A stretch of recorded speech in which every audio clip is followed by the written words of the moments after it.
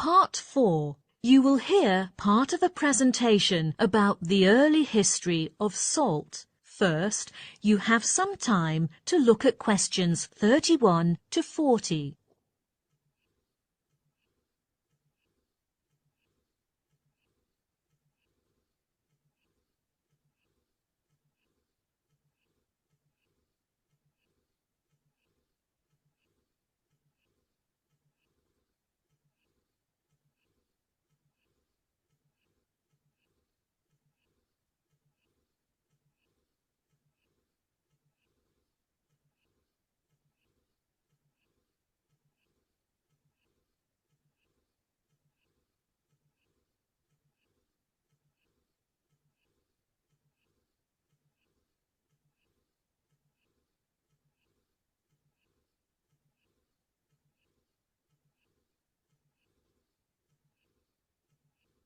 Now, listen carefully and answer questions 31 to 40.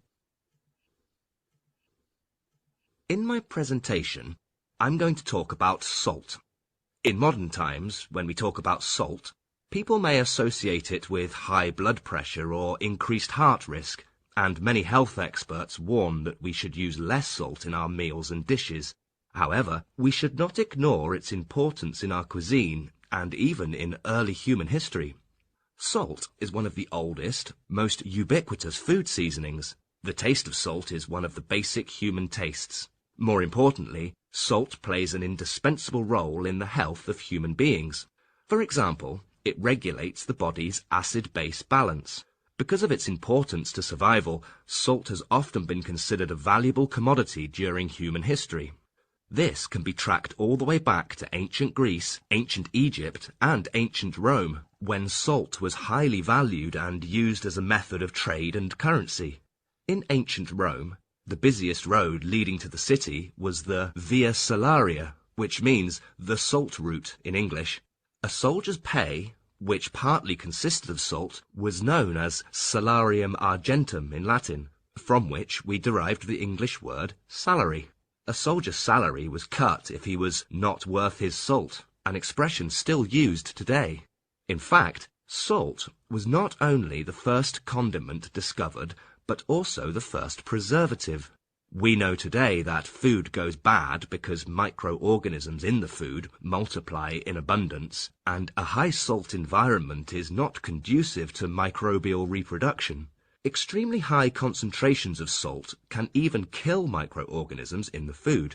The ancients certainly didn't know this, but they did know that salted food can be preserved for a long time. The use of salt as a preservative can be traced to ancient Sweden. At first, hunting was the principal means of livelihood. In this case, meat supplies were unlikely to be frequent.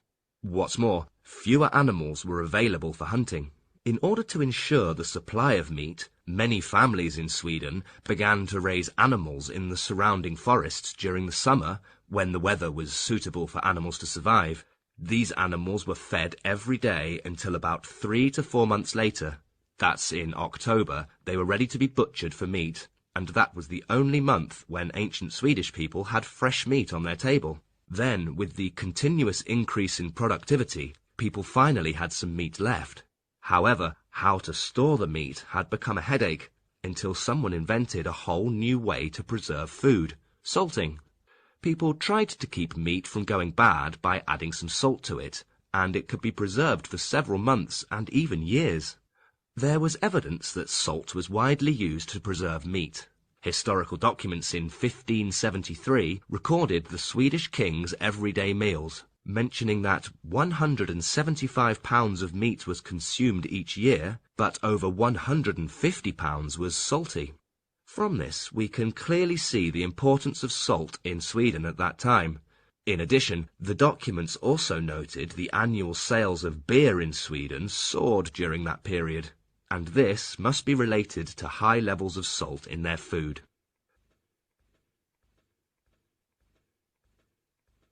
Now, let's turn to the sources of salt. Where is salt from? Well, salt is common in nature. It has long been found that salt can be extracted from seawater, mineral deposits, saline lakes, brine, spring, etc., among which the two most important ones are oceans and basins. On the floor of the latter often lie deserts, where traces of salt can be found, such as the Sahara. Furthermore, the quality of different salt types varies a lot. For example, salt from seawater is always mixed with impurities, so after the salt is dried, the sediments and other chemicals need to be purified before eating.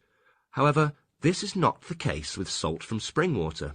We can hardly find any impurities, and the salt level is much more concentrated.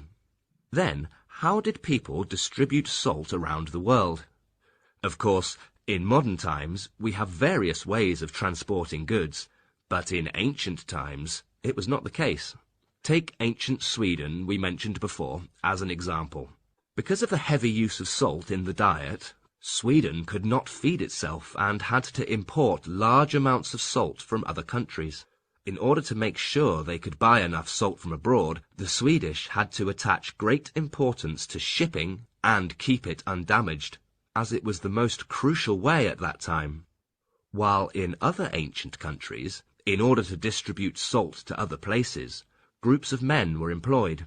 They put bags of salt on their shoulders or backs and moved them to the surrounding regions, and gradually these people were considered as a mode of transport in early times. Later, with the improvement of traffic conditions, salt trade between different regions was boosted, and long-distance food trade was also promoted, making communication between different cultures more frequent and... That is the end of part 4. You now have 1 minute to check